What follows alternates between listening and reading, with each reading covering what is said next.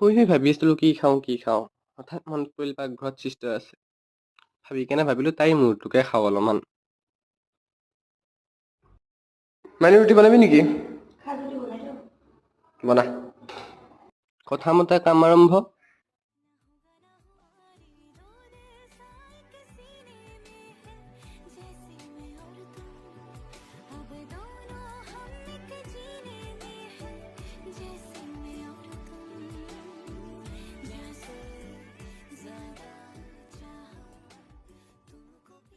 গাইছ এনে পাৰ্গত মানে আমাৰ ছোৱালী একদম কি ক'ম দেখিছেনে আপোনালোকে আটা ৰুটিৰে একদম ষ্ট্ৰি বনাই দিছে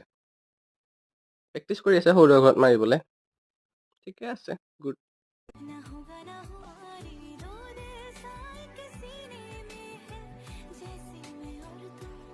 যিহেতু গধূলি হৈছিলে বাবে মই শাস্ত্ৰী মাছৰ ধূপ কেইটামান জ্বলাই তেওঁৰ আশীৰ্বাদ ল'লোঁ